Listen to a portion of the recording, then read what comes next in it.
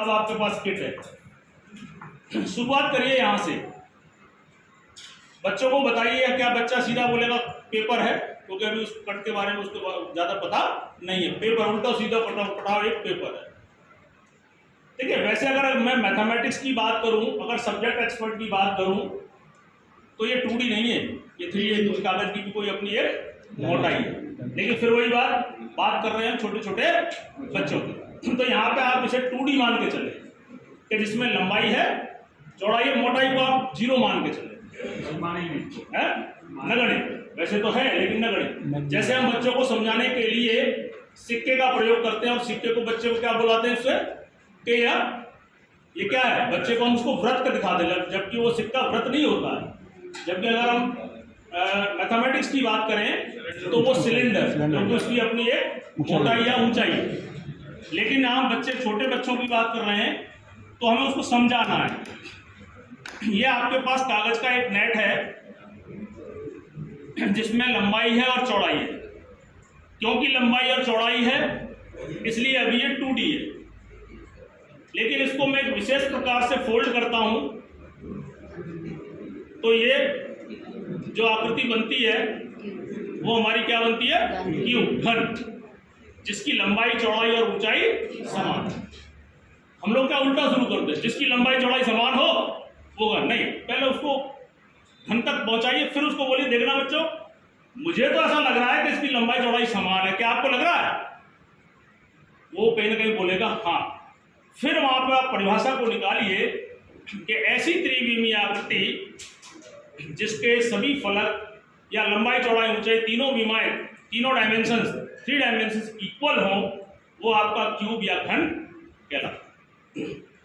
अगर इसको खोल दिया जाए तो वो 2D है, और उसको घन बना दिया जाए तो ये 3D है। 3D इसलिए क्योंकि इसमें 3 है, लंबाई, चौड़ाई और ऊंचाई। अब इससे देखिए, इससे धीरे धीरे आप इस चीज पे आ जाइए। मैंने जो आकृति आपको इससे बनाई वो ये ठोस आकृति है, ये ठोस आकृति। अब बच्चे के दिमाग, पहले हमने स्पष्ट कर दिया, देखो बेटा यहाँ पे ये जो हमारे क्यूब्स हैं, छोटे छोटे क्यूब, देखिए इस क्यूब की ये विशेषता है कि 1 सेंटीमीटर लंबा, चौड़ा और ऊंचा, 1 सेंटीमीटर क्यूब है। ये आपके पास एक ठोस लकड़ी का टुकड़ा या कुछ भी आपको दिया हुआ है जिसकी लंबाई, चौड़ाई, ऊंचाई समान है। जैसा कि आपको दिख भी रहा होगा बेटा, कितने क्यूब हैं? 3। कितने क्यूब हैं? 3। कितने क्यूब हैं? 3। 3 लंबाई, 3 चौड़ाई, 3 ऊंचाई समान, इसलिए यह एक ठोस घन है। यह एक ठोस घन है। अब बच्चे को हम सिखाते हैं, घन सिखा दिया, घन का हम फॉर्मूला सिखाते हैं क्षेत्रफल का। जैसा कि पहले हम सीख चुके हैं कि क्षेत्रफल 2 विमीय आकृति है, ठीक है ना। इसका क्षेत्रफल हम सीधा बच्चे को कह देते हैं कि 6 भुजा स्क्वायर।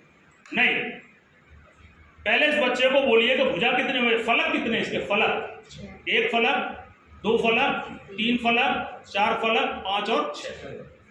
पहली चीज यहाँ पे फेस जो है इस क्यूब के वो 6 है, 6 है, इसलिए आपका 6 तो क्लियर हो गया।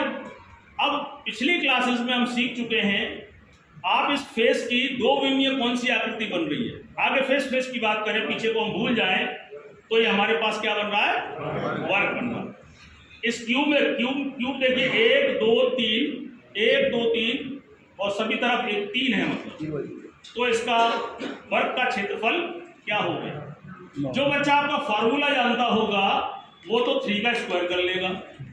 जो बच्चा फॉर्मूला नहीं जानता होगा लेकिन आपने बता रखा है कि स्क्वायर गिन लो भैया, क्या गिन लो, 1 2 3 4 5 6 7 8 9। फॉर्मूला जानता है, भुजा स्क्वायर कर लेगा। वर्ग का सूत्र नहीं जानता है, आयत का सूत्र आपने सिखा रखा है, 3 गुणा 3 कर लेगा। और अगर कुछ नहीं जानता है, केवल उसको अवधारणा स्पष्ट है कि क्षेत्रफल होता क्या है, तो इन क्यूब्स के माध्यम से इन क्यूबों को गिन करके वो एरिया निकाल लेंगे। अगर आप सीधी आकृति बना दोगे 3 बाई 3 की, तो हो सकता है आपके फॉर्मूले वाला बच्चा तो बता दे, जो फॉर्मूला जानता है वो तो बता दे 3 गुणा 3, लेकिन जो गिनने वाला बच्चा इस स्थिति में नहीं बता पाए, तो उसको दिख ही नहीं रहा कुछ। लेकिन यार कहीं ना कहीं क्यूब अलग अलग दिख रहे हैं, कुछ न जानने वाला